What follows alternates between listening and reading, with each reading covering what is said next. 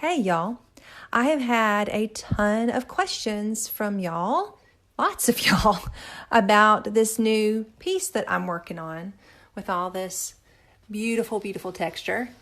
Now this is actually really thin texture, not thick. These are really thin layers, but it definitely has the look of thick layers. So anyways, I had a bunch of y'all asking me what tools I was using and what paints I was using and if I was adding anything to the paints. So I wanted to do a really quick video to show y'all the things that I use for this piece. So this is just an overview here. I'll go through each of these. This is a graphic squeegee from, the light's like super bright right there. Hold on. I'm trying to do this with one hand. From Speedball. Like I said, it's a graphics squeegee. This is a 9-inch one. Most of these things you can get from Blick art supplies online and some of the other art suppliers.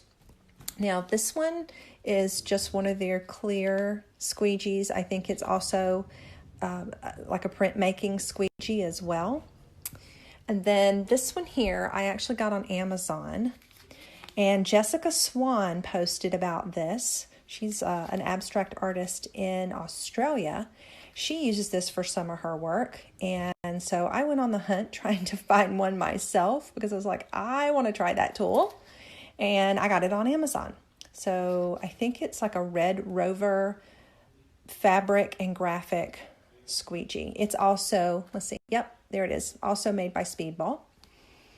And then this little handy dandy tool is actually just a notched floor trowel for spreading stuff like mastic and stuff like that, adhesive.